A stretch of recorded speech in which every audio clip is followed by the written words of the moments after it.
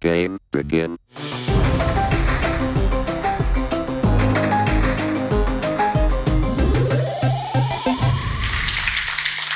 Alors, voilà, pour commencer, je répète ce que j'ai dit quand les derniers arrivés n'étaient pas encore là. Venez vous installer au maximum devant, parce qu'on va avoir du code à l'écran, bon, qui est d'une taille raisonnable, mais si vous n'êtes pas avec des yeux de Superman, au fond, ça risque d'être un petit peu compliqué. Donc, il y a des places devant, venez, je ne vais pas vous manger. Voilà. Donc, sujet de cette présentation, utiliser Rust pour développer des applications web. Alors, petit sondage déjà. Qui a déjà codé en Rust, même le soir ou le week-end? Pas beaucoup quand même, hein, pas beaucoup. Ça. Bon. Et qui utilise Rust professionnellement? Voilà, il y en a un. C'est lui là. Mais je pense que, alors parmi ceux qui ont déjà codé du Rust, quels sont ceux qui aimeraient bien l'utiliser professionnellement? À peu près tous, j'ai l'impression en fait. Hein. Voilà. Donc Rust, c'est un langage qui est super sympa et on va voir ce qu'on peut faire avec pour des applications web. Alors, présentation. Sylvain Vallès, vous me trouvez sur Twitter sous le petit nom de Bluxt. Je travaille chez Elastic, donc éditeur d'Elasticsearch, Kibana, Logstash, etc. Où je suis ce qu'on appelle Tech Lead dans l'équipe Cloud. Alors Tech Lead, c'est un joli mot qui veut dire un mix d'architectes et d'experts techniques. Voilà, donc c'est prendre les projets en amont, accompagner les équipes dans le développement et puis réaliser les trucs bien foireux, bien sales que j'aime bien faire. Voilà, ça me plaît ça. Avant ça, j'ai fait plein de choses. J'ai, je vais le dire, 28 ans de carrière. J'ai été tech lead, CTO, architecte, formateur, développeur, freelance chez OVH, Actoboard, c'était ma boîte que j'ai montée, que j'ai plantée, chez Sigfox, chez Scoopit, chez Just, qui était le next project des fondateurs de Skype, et chez Newer Technology, qui à Toulouse a été racheté par Sierra Wireless. Et accessoirement, petite victoire dont je suis très fier, je suis membre de la fondation Apache depuis 15 ans, ça ne nous rajeunit pas. Et chez Elastic, on embauche, donc voilà, donc si ça vous intéresse, on en parle après. Hein. Donc au menu, qu'est-ce qu'on va avoir? Donc Rust pour les applications web. Donc on va faire un petit historique de Rust, on va voir que c'était pas forcément gagné d'avance, c'était pas l'objectif. Pourquoi? On va voir un peu l'exemple que moi j'ai pris comme side project pour me mettre à Rust et comment ça fonctionne, l'architecture de cette chose-là, donc les différents composants. Et puis on va parcourir comme ça différents éléments de cette architecture, gestion des requêtes HTTP, accès aux bases de données, les logs et les métriques, de la dockerisation et puis enfin une conclusion pour savoir si est-ce que c'est bien ou pas en fait. Hein. Bon, petit spoiler, ça va être bien. Comment tout ça a commencé? Alors on était au mois d'avril, sur mon blog j'ai écrit un article Go, the good, the bad and the ugly. En fait, je m'étais remis à faire du Go après en avoir fait 2 ans avant pour un petit side project parce que c'était une petite API web. Je me suis dit Go, c'est nickel pour les API web, data in, data out, ça marche bien, etc. Et puis en fait, l'API web, il a fallu faire des stats, donc le traitement de données en Go. Et là, oh, putain, qu'est-ce que c'est chiant, quoi. Et je me suis dit, mais c'est pas possible qu'on ait un langage qui compile vers du code natif et qui soit aussi pénible à utiliser quand on fait du data processing. Donc je me suis dit, j'ai commencé à écrire un article pour évacuer un petit peu toute cette frustration. Et en écrivant l'article, je me suis dit, mais comment ils font chez Rust, l'autre langage intéressant, bas niveau, qui fait du buzz en ce moment? J'ai ouvert le bouquin, j'ai commencé, j'ai fait, waouh, c'est cool, c'est vachement intéressant. Et puis après, question suivante, ok c'est bien, mais Rust, l'origine c'était pour faire le navigateur web Mozilla, c'était pour Firefox, c'est Mozilla qui a créé Rust. Est-ce qu'on peut faire des applications web? Parce que c'est un peu mon boulot. Et en fait oui, et c'est pas mal quoi. Voilà. Et puis donc petite victoire personnelle, mon blog post là, il a pris comme le feu et il est passé numéro 3 sur Hacker News. Ça, c'est cool. Voilà. Donc Rust, qu'est-ce que c'est Rust? Ça a été créé par la fondation Mozilla pour faire la génération prochaine de Firefox. Donc progressivement, ils sont en train de remplacer des morceaux de Firefox qui est écrit historiquement en C++ par des choses écrites en Rust.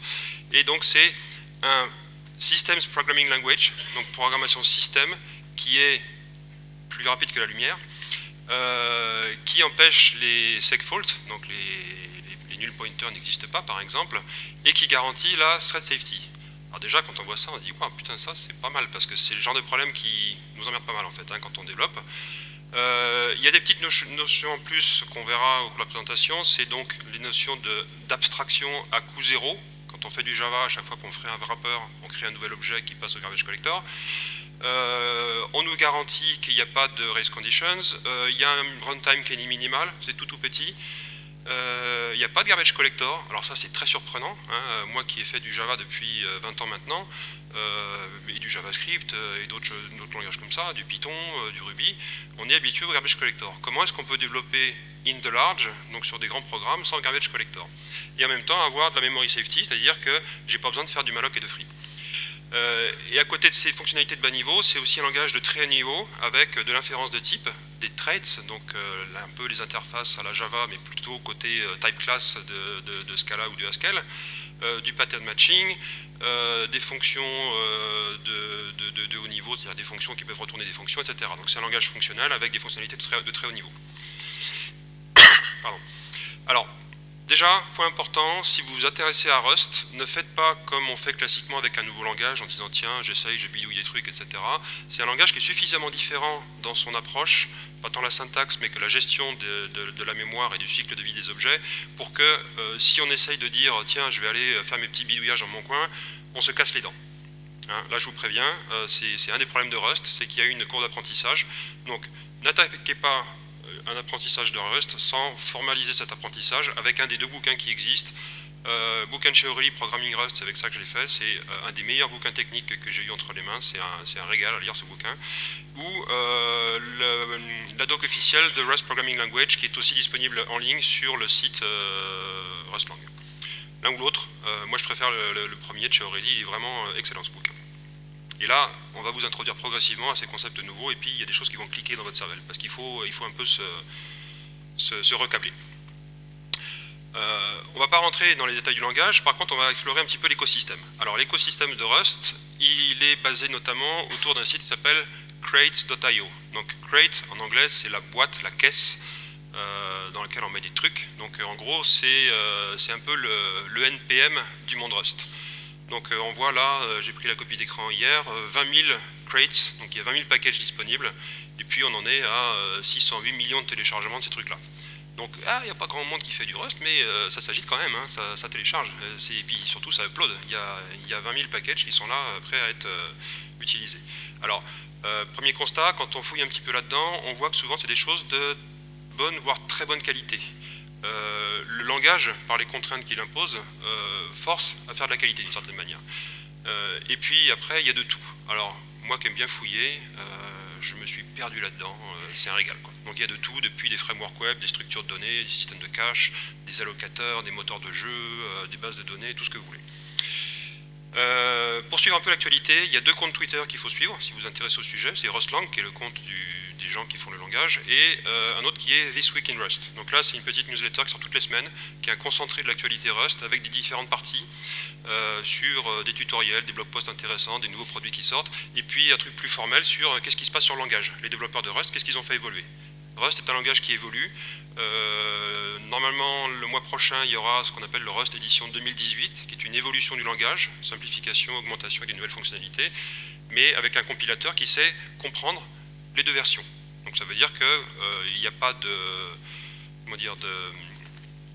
problème dans l'évolution du langage. Le compilateur sait mixer les différentes éditions. Et puis après, si vous voulez faire des exercices, il y a exercisme.io qui a toute une collection d'exercices, donc des katas en Rust. Et puis après, il y a des trucs rigolos, des communautés spécifiques qui se sont dégagées. Ça a commencé par des gens qui disaient est-ce qu'on peut faire du web avec Rust, et ils ont monté un site Are We Web Yet? Donc là, vous allez là, et puis vous avez une classification de toutes les ressources qui existent, toutes les librairies qui existent pour faire des applications web. Donc les frameworks web, le templating, envoi d'email, les bases de données, etc., etc.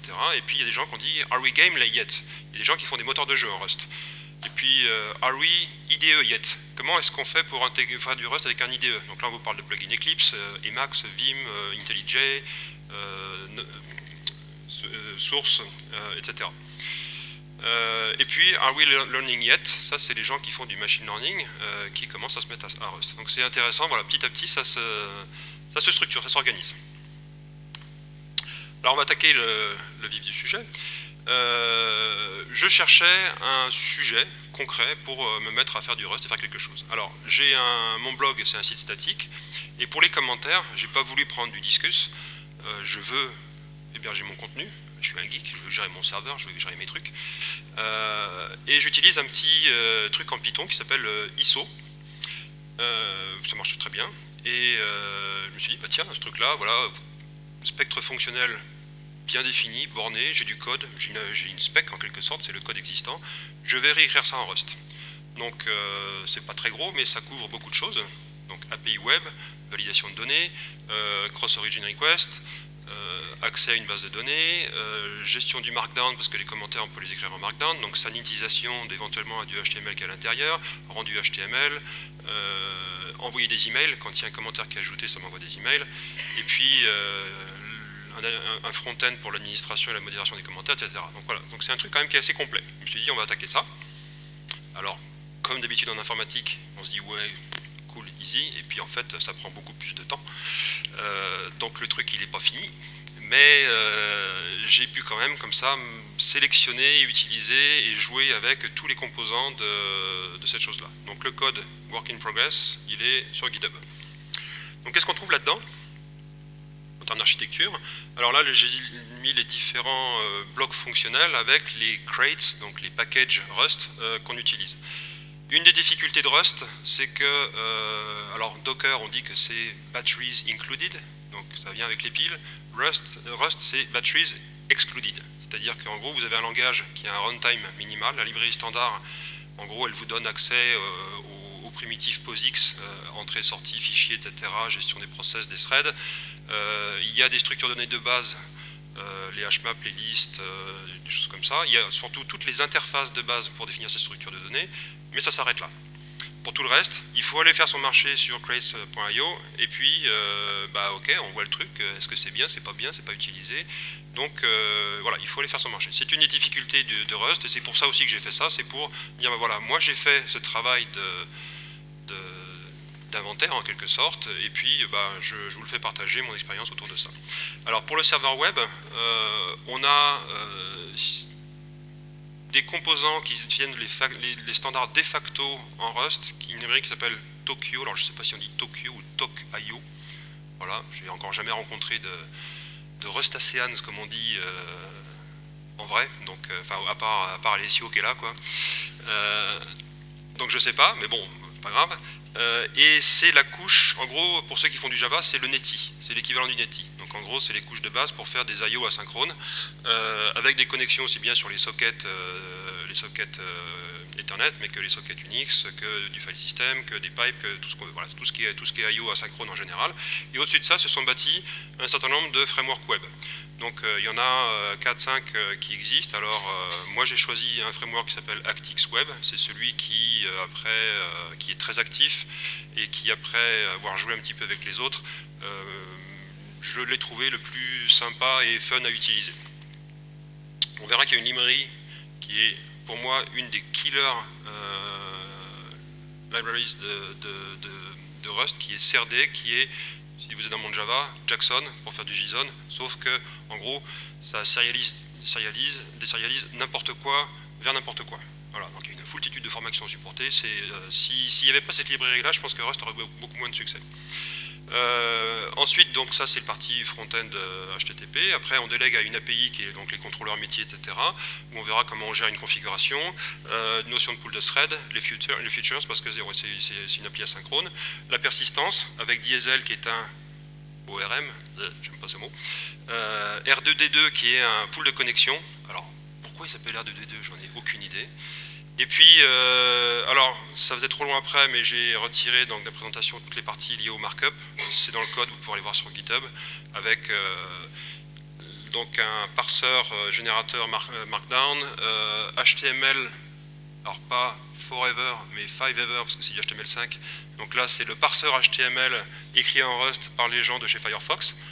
Donc c'est un truc qui est bien costaud. Et puis Ammonia, c'est en gros un sanitizer HTML, il se base sur le parseur HTML, et puis vous lui dites, voilà, tous ces tags-là, tu laisses uniquement ces quelques attributs-là, tous ces tags-là, tu les vires. Donc c'est excellent quand vous autorisez un système où il y a de la contribution utilisateur, et vous laissez les utilisateurs entrer du HTML, mais vous voulez filtrer toutes les merdes qui vont provoquer des problèmes de sécurité, ou péter le layout de vos pages, etc. Envoi d'email. On ne le verra pas non plus, mais vous l'avez dans GitHub, avec deux librairies intéressantes pour construire l'email et pour l'envoyer, donc un client SMTP qui est extrêmement riche. Et puis, transverse à tout ça, tout ce qui est observabilité. Moi, bossant sur Elastic Cloud, on a des centaines, des milliers de machines, donc le monitoring, observabilité, c'est quelque chose qui est important. On verra deux variantes de log, et puis Prometheus pour les métriques. Alors, layout de projet. On est déjà à 15 minutes, je ne vais pas rentrer trop dans les détails. Un projet en Rust, ça a cette structure-là. Donc, si je vais quand même vous le montrer. Allez, on est joueur. La base, c'est un fichier, par contre c'est tout petit, là, qui s'appelle cargo.toml. Cargo, c'est le Maven du monde Rust. Mais attention, c'est Maven avec les bons aspects, pas les mauvais. Voilà. C'est pas Gradle non plus, parce que c'est vraiment purement déclaratif. Donc là j'ai dit, j'ai un projet, c'est un projet multimodule. Donc j'ai deux sous-projets, une partie API, qui est toute la partie logique métier, base de données, etc. Et un projet qui est Actix. Donc là c'est la partie purement front. Enfin front, pas front-end, mais interface HTTP. Alors pourquoi est-ce que j'ai séparé en deux sous-modules? Parce que j'ai expérimenté avec différents frameworks web. Donc au début de mon expérimentation, j'avais Riso Gotham, Riso Tower, Riso machin, les différents frameworks web que j'utilisais.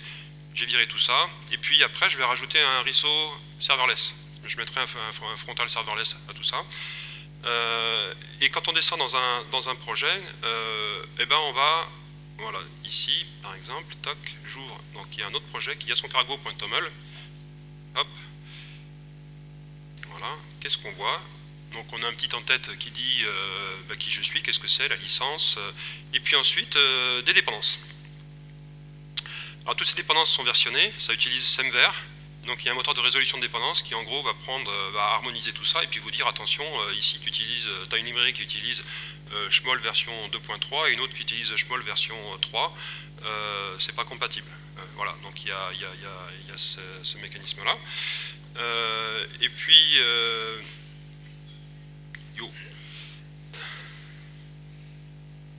avec aussi, si on regarde dans Riso Actix, voilà, les dépendances ne sont pas forcément sur le site, parce que toutes ces dépendances, on va les chercher depuis le repository crates.io, mais je peux avoir une dépendance ici, par exemple, où j'ai dit, Riso API, je ne l'ai pas publié, c'est en local, il n'y a pas de version, tu vas juste le chercher, // Riso API, tu vas le chercher à côté. On peut même le pointer sur un repo Git quelconque, etc. Donc ça veut dire qu'on a un système où de base, ça va chercher dans les repositories centrales, mais on peut débrayer ça pour aller faire si on est en train de travailler sur une version patchée, on va le pointer sur le patch à côté. C'est pas comme en Go, où il y a marqué du github.com/schmoll partout dans les imports. Voilà. Bon, ça va évoluer un petit peu ça, mais c'est un truc qui en Go, moi, me fatigue un petit peu. Je suis désolé, je vais troller un petit peu sur Go pendant la présentation. Voilà, donc le cargo.toml qu'on vient de voir. Et puis on va attaquer du code. Alors ceux qui sont au fond, ça donne quoi? Ça va? Ok, nickel, parfait. Mon main. Alors, le but de ce code, on va avoir pas mal de code dans les slides, c'est pas de comprendre tout. C'est de vous donner un petit peu une idée et je vais vous expliquer les éléments importants là-dedans. Donc le main de mon code, c'est quoi? Première ligne, info pour l'exclamation starting. Donc ça c'est du log. Alors, en Rust, un truc qui a un point d'exclamation, c'est une macro. Quand on vous dit macro, vous pensez /define en C, et là, ça fait peur. Les macros en Rust sont vachement mieux, parce que derrière, il y a un espèce de mini-langage avec du pattern matching et du templating qui fait que écrire des macros au Rust, en fait, c'est un plaisir. Donc ce que ça fait cette macro, pourquoi c'est une macro? C'est parce qu'il va faire if le log level il est supérieur ou égal à info, à ce moment-là, j'évalue ce qu'il y a à l'intérieur, sinon, je le fais pas. Donc il déroule un petit peu de code, en fait. Ensuite, on va aller lire la configuration, donc on verra qu'est-ce que ça veut dire lire une config. De la config, on extrait deux éléments, l'adresse sur laquelle on va brancher notre serveur HTTP, et puis les origines, cross-origin qu'on va autoriser. Après, donc là, je vais écrire, donc je vais construire mon objet API qui va implémenter toute ma logique métier, et puis je construis mon serveur. Donc, je crée un serveur et je lui dis, bah voilà, on met des routes. Donc là, hyper classique, rien de spécial. Route slash méthode get fetch, fetch est une fonction, slash new méthode post new comment, etc., etc. Et puis à la fin, je dis, bah voilà, je rajoute des middleware. Donc je construis mon middleware course et puis je l'ajoute à la chaîne de traitement. Donc là, si vous avez déjà écrit des applis web avec des approches un petit peu fluent, on va dire, rien de nouveau sous le soleil. Et à la fin, je fais server.bind listenadd. Il y a ce petit point d'interrogation là, qu'est-ce que ça veut dire ce truc là? Si vous regardez le main en haut, il renvoie un result. Alors, result c'est quelque chose que vous allez voir tout le temps en Rust. C'est plutôt que de lever une exception, ça n'existe pas, vous renvoyez un résultat. Un résultat, c'est soit c'est success, soit c'est failure. Et en gros, il peut y avoir deux objets dedans, le résultat en cas de succès et puis l'erreur en cas de failure. Donc le point d'interrogation, il dit quoi? Il dit, bah voilà, srv.bind, c'est un truc qui renvoie un result, et c'est un petit raccourci qui dit, si le result là, il est failure, pouf, tu te barres directement avec ce résultat-là. Donc on n'est pas, comme en Go, à faire des if-R différents nil partout. Voilà, ça c'est plutôt cool. Encore qu'il y a la proposition pour la gestion d'erreurs dans Go 2, elle est plutôt sympa. Alors, question configuration. Donc ma configuration, c'est un fichier TOML. Comment je passe de ce fichier TOML à des structures de données fortement typées que je vais utiliser dans mon code? Vous avez vu, hein, j'ai fait config.bindAddress. Comment ça se passe? C'est là qu'arrive ma librairie CRD, donc sérialisation des sérialisations, qui va fonctionner avec ces petits trucs là qui sont des annotations. Donc les annotations, en gros, vont être implémentées par des librairies, CRD en l'occurrence, qui à partir de ça va générer du code. Donc CRD, c'est une librairie qui, à partir de macros et de traits, donc des interfaces Rust, va nous produire des constructeurs d'objets à partir de key value. Donc on va dire c'est l'arbre syntaxique de base de JSON qui est généré par cette librairie-là. Et à côté de ça, on a une foultitude de librairies qui vont mapper cette représentation de base sur des formats de données. Donc de base, vous avez du JSON, du CBOR, du YAML, du MessagePack, du TOML, du GOB qui est le format de sérialisation Go, Pickle qui est le format Python, RON c'est le Rust Object Notation, bah, forcément il fallait qu'ils en inventent un, Bison pour MongoDB, Avro, on verra l'URL encoding, XML, des variables d'environnement, le AWS Parameter Store, je ne sais même pas ce que c'est, et puis plein d'autres. Voilà. Donc en gros, en Rust, à peu près n'importe quelle structure de données que vous avez peut se sérialiser, désérialiser dans ces formats-là. Et je suis super à la bourre. Donc, comment on charge la config? On a donc un crate, un package config. On dit, ben voilà, je vais créer ma config, config de .new, et puis je merge des sources de configuration diverses et variées. Donc moi j'en ai 3 dans mon code. Il y a la config par défaut qui est dans l'exécutable. Et puis après, il y en a éventuellement que je vais lire depuis un moins config sur les paramètres, et puis éventuellement, optionnellement, un config.local qui est moi sur ma machine, parce que quand je suis en dev, bah, je veux avoir une config, mais je veux pas la mettre dans Git. Donc, on voit au passage ce petit include str. C'est un truc qui est super sympa, ça, parce que bah, ma config, mon defaults.toml, il est dans mes fichiers sources à côté de mon code. Et plutôt que d'avoir comme en Java où j'inclus des ressources dans un jar, bah je dis au compilateur, ok, ce qui est là-dedans, tu le prends, tu me l'expanses dans le code à cet endroit-là, sous forme d'une string. Terminé. Donc là, tout ce qui est notion de ressources incluses dans l'exécutable, bah là, elles sont vraiment dans l'exécutable. Voilà pour la config, vu très rapidement. Ensuite, on passe au serveur web. Donc, je vous ai parlé de Actix. Alors déjà, quand vous voyez qu'une librairie a son site web et qu'ils font du marketing, machin, etc., vous disent c'est un truc un petit peu sérieux. Ça, c'est voilà, les petits indicateurs. Où ils nous font un petit peu de code pour nous montrer comment ça marche. Et puis, ils disent là, blazingly fast. Alors, vous connaissez peut-être les benchmarks Tech Empower là, qui sortent régulièrement, où c'est la compétition entre tous les frameworks web. Bon, bah, il est arrivé premier. Alors, ça a été pour une des itérations, la suivante il était un petit peu plus bas, mais vous voyez, tous les 10 ou 11 premiers se tiennent dans 1% de performance. Donc c'est plutôt cool. Alors, bon, je suis passé numéro 3 sur Hacker News, mais mon trafic sur mon blog, il est quand même pas si élevé que ça. Voilà, donc comment ça se passe? Donc voilà, typiquement, comment je map mon contrat d'URL sur du code. Voilà, donc exemple d'URL, pour aller chercher les commentaires associés à un blog post, ce qui est défini dans ISO, donc le truc Python d'origine, c'est j'appelle le serveur de commentaires, pour l'interrogation, URI égale, et donc le chemin de mon blog post. Donc comment on va le coder? On va dire, bah voilà, sur slash, quand on fait un get, je vais appeler ma fonction fetch. Fetch, ça ressemble à ça. Alors, n'ayez pas peur.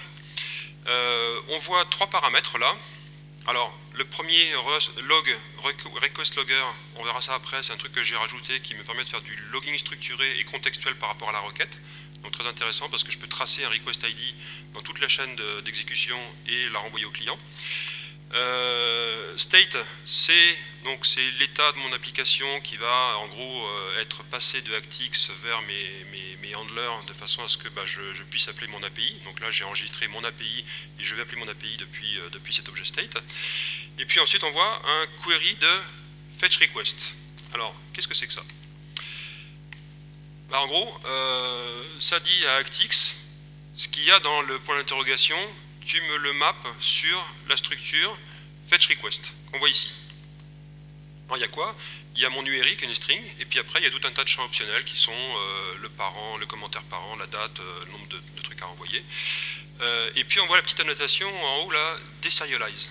Donc qu'est-ce qui se passe en fait? C'est que ActX, il utilise serd pour extraire avec le décodeur URL encoding du clé-valeur qu'ensuite il va mapper sur mon objet. Donc là, magique, j'ai rien à faire.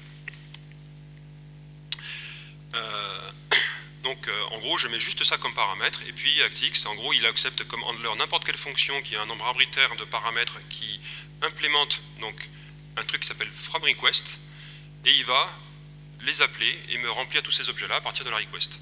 Donc là, on voit les traits en Rust, qui sont un peu les interfaces en Java. Là, on voit le fromRequest. C'est quoi? C'est quelque chose qui, basiquement, a une fonction, implémente une fonction fromRequest et qui renvoie un result, qui est un type générique. Alors, je vous passe la syntaxe into, async result, etc. C'est comme ça qu'on gère la partie asynchrone. Donc, le code réel qui est dans ActX pour récupérer une valeur depuis les paramètres de l'URL, il est là. Je l'ai à peine simplifié, globalement c'est ça. Donc ça dit quoi? Donc déjà on voit pip struct query, type générique T, et j'embarque un T. Donc là c'est quoi? On fait un wrapper. On encapsule un T, un objet quelconque, dans notre objet query. Ensuite la partie basse, impl ts pour fromRequest. Donc on dit quoi? Voilà, mon objet query, j'implémente le trait fromRequest. Et puis j'implémente donc la méthode fromRequest. Et puis il y a ce petit bout de code là qui est en gros là où toute la magie se passe. Je prends le serializer des serializers de serd URL encoding et je lui dis bah tiens, je prends le request query string et tu m'en fais un T. Voilà, le compiler Rust il voit ça, il dit ok, est-ce que T implémente deserialize? Ok, c'est bon, ça marche. Pof, je génère les macros et je couple les deux. Voilà, c'est tout. Donc rajouter des formats un petit peu arbitraires dans ActX, c'est peanuts. Et c'est fortement typé et tout ça résout la compilation. Pas d'introspection, pas de runtime, etc. Au passage, je vous ai parlé de zéro cost abstraction, donc là on en a une illustration. Query de T, donc on définit un wrapper query autour de mon objet. Ça ne coûte rien, c'est juste quelque chose qui est au niveau de la compilation et qui est éliminé du runtime. Hein, contrairement à du Java où on va avoir un objet wrapper qui va passer au garbage collector. Voilà, les petits bonus, vous allez trouver souvent en Rust des trucs qui s'appellent dref, justement pour les wrappers, qui me permettent de dire, par exemple, là j'avais un query de fetch request qui avait une propriété URI. Je peux directement appeler mon objet query.uri. Le compilateur va dire, tiens, .uri, je ne le connais pas sur l'objet query, mais c'est un dref, est-ce que c'est quelque chose qui existe sur l'objet qui est embarqué à l'intérieur? À ce moment-là, toc, ça simplifie les notations pour tout ce qui est les wrappers, donc le boxing, etc. En fait, je suis super à la bourre. Pas grave, vous verrez la slide. Donc l'extraction, on va passer, je vais quand même attaquer la base de données, voilà. Donc Diesel. Alors Diesel, c'est donc un ORM extensible. Alors moi, quand j'entends ORM, ça me donne des frissons, quoi, j'aime pas trop. Mais en fait, plus qu'un ORM, c'est un Structure to Relation Mapper. C'est-à-dire qu'il ne va pas s'intéresser à vous faire des héritages ou à gérer automatiquement les collections, etc. C'est quelque chose qui est plus similaire à, dans le monde Java à Jouk. On définit son schéma, on définit les structures de données associées, on écrit le SQL dans un DSL typé, et puis ça se passe tout seul. Donc concrètement, je décris mon schéma, vous voyez table, point d'exclamation, donc c'est des macros en Rust, donc c'est vérifié à la compilation que c'est correct. Je définis mes structures de données, avec une petite annotation ici qui dit que c'est queryable. Donc là, c'est une annotation qui est définie par Diesel disant on va générer tout le code permettant de mapper un result set SQL avec notre objet. Et puis derrière, on va écrire sa requête en Rust. Alors c'est là, moi, où ça me fait un petit peu grincer les dents parce que, en gros, moi, quand je fais une base de données, je pense SQL, et puis ensuite, il y a un effort mental pour réécrire cette requête dans un langage de programmation. Il se trouve que ça ressemble quand même pas mal. Donc on n'est pas dans le HQL de Hibernate où vous avez une abstraction objet autour d'un SQL et le mapping mental il est compliqué. On est plutôt sur réexprimer le SQL sous la forme de quelque chose qui est fortement typé. On va passer rapidement là-dessus. Diesel, c'est une API qui est bloquante du point de vue du thread. Donc quand on est dans un système web asynchrone, il faut utiliser un thread pool. Donc voilà. Donc on va passer rapidement là-dessus. Tac. Les logs, partie intéressante. On a dans le monde Rust deux librairies. Donc une s'appelle Logs et l'autre on va voir après qui s'appelle slogs. Logs, c'est le standard de facto, un peu comme le logback dans le monde Java, et qui nous expose un ensemble de macros qu'on a déjà vu, donc error, warn, info, debug, trace, et qui vient avec toute une foultitude en gros d'implémentation d'appender, enfin de cibles pour les logs. On a même un truc qui s'appelle log4rs. Alors bon, j'ai mis le petit scream là, mais en fait c'est pas mal parce qu'il y a des fichiers de config qui ressemblent vraiment à ce que vous avez sur log4j ou sur logback, et c'est extrêmement riche pour faire du rolling des fichiers, de la rotation de fichiers, différentes cibles, etc. Voilà, donc ça nous sort des logs, rien de spécial. Et puis on a quelque chose que moi j'aime beaucoup et que j'utilise, qui est les logs structurés.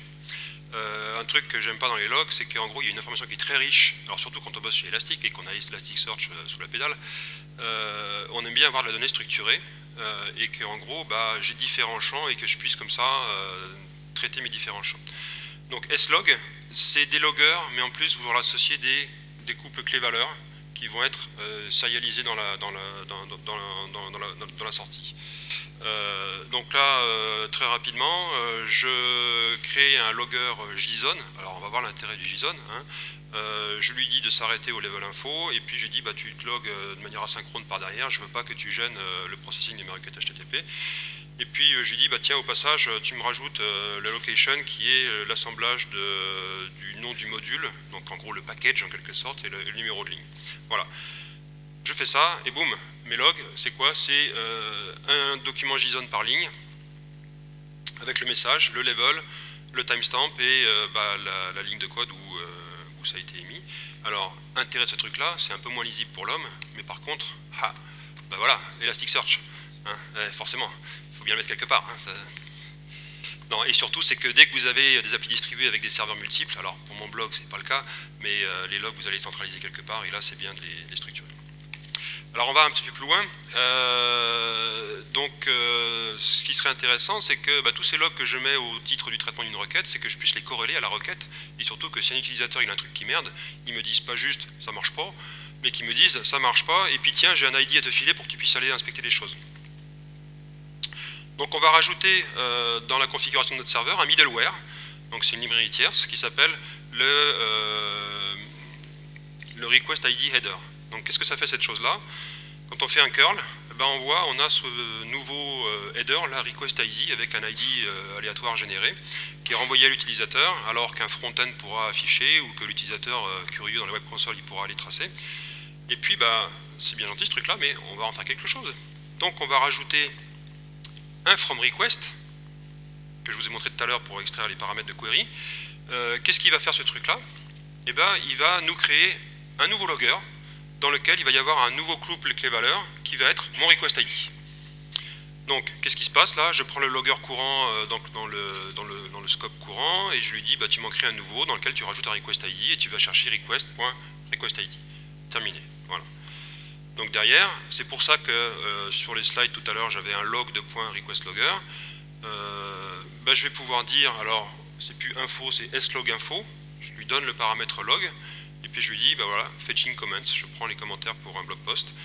Et dans mes logs, eh ben, je vais retrouver ce request ID. Donc là, vrouf, dans Elasticsearch.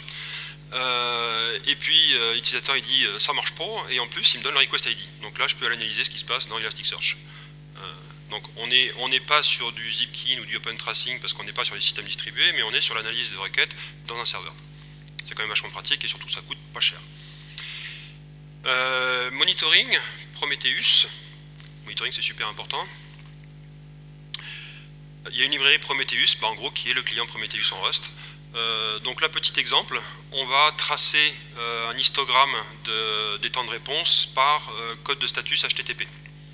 Donc on va créer un objet qui s'appelle un histogramme vec, un vecteur d'histogramme. Alors c'est plutôt une hmap d'histogramme en fait parce qu'il y a des clés. Et puis en disant, bah voilà, il s'appelle request time avec un message d'aide HTTP processing time. On lui met on lui rajoute des labels. En gros qui va être la clé sur laquelle on va créer nos différents histogrammes, et puis on l'enregistre dans un registry. Alors au passage, vous voyez ce petit box de point new, comme en Rust, la gestion de mémoire, elle est pas automatique, là vous dites, bah, ce truc là tu le mets pas seulement sur la pile, mais tu vas me le mettre dans le heap, tu fais une allocation. Tu fais une allocation sur le heap, et puis en gros, dès qu'on va perdre la visibilité de ce box, automatiquement ça va être désalloué. Vous n'avez pas à faire de free. Voilà. Et puis derrière, j'ai rajouté un middleware, donc ça c'est un extrait du middleware que je rajoute, qui est bah, en gros historiser les temps d'exécution des requêtes HTTP. Je dis, bah voilà, j'ai mon start.elapsed, donc ça il y a un type duration en Rust qui est sympa, et je dis, voilà donc mon histogramme, avec les label values, pardon, qui sont bah, le status code de la réponse, tu vas m'alimenter mon histogramme. Donc observe de sequence, je rajoute une observation. Derrière, je fais curl /metrics sur mon serveur, et hop, j'ai le truc Prometheus, donc j'ai plus qu'à brancher Prometheus ou metric bits de chez Elastic pour aller choper mes métriques et puis les analyser derrière. Voilà, donc là, on est encore dans les temps, c'est bon. Donc dockerisation. Dockerisation, alors comment est-ce qu'on fait en Rust pour créer une image Docker avec un exécutable Rust? Alors déjà vous voyez tout de suite l'image Dockerfile là, from scratch, ça j'adore. Ça veut dire qu'on commence pas par télécharger 500 MB avec une JVM ou je sais pas quoi, toute la terre entière. On part de rien, vide. Voilà, donc pour le build, j'ai utilisé une image Docker qui est en gros Rust avec la librairie Muzzle, donc c'est la libc mais beaucoup plus légère, celle qu'on trouve dans la distribution Alpine. Et cette image là, vous créez des exécutables statiques, link statique, c'est-à-dire que voilà, vous prenez votre exécutable, vous l'exécutez, il y a tout dedans. Au passage, petite astuce, comme on a un repository d'artefacts, c'est bien de ne pas retélécharger l'univers à chaque fois qu'on fait un build. Donc on dit on monte un volume Docker sur .cargo et en gros bah, voilà, ça va être quelque chose qui va être réutilisé entre les différents builds. Et puis l'image résultante, eh ben, yes, 8 mégas. Donc 8 mégas avec un serveur web, gestion de config, envoi de mail, parsing HTTP, markdown, la base de données SQLite qui est intégrée dedans, et tout le bazar. Voilà. Donc ça c'est plutôt cool. Alors en gros on va trouver des choses similaires, par contre faites-le en Java. Alors avec les nouvelles JVM, les GraalVM, ça change un petit peu, mais une image Java à moins de 100 MB ou 250 MB, vous n'avez rien. Voilà, conclusion.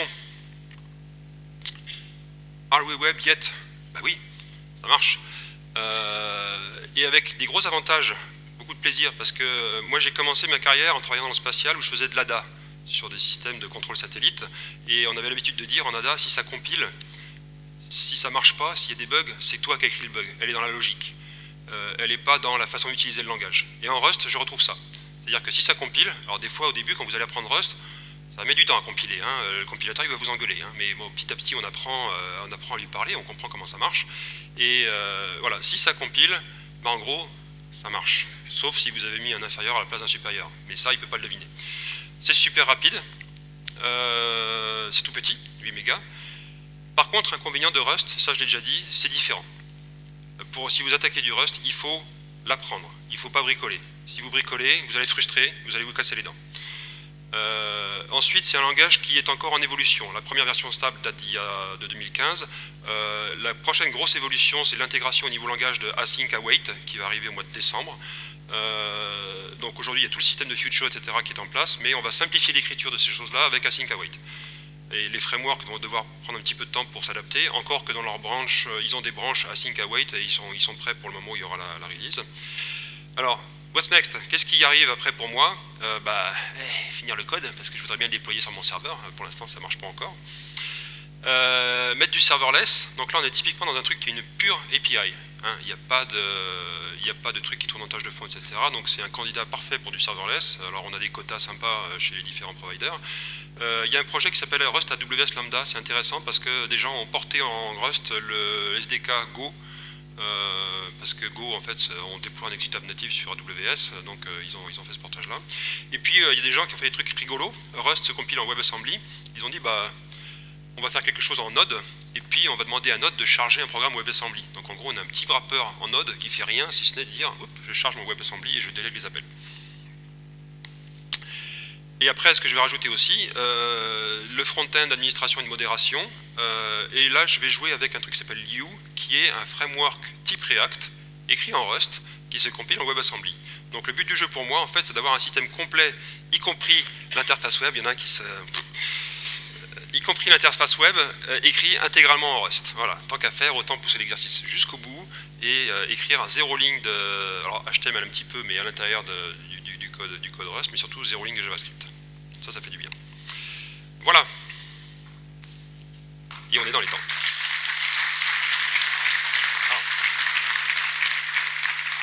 J'oubliais, j'ai des stickers.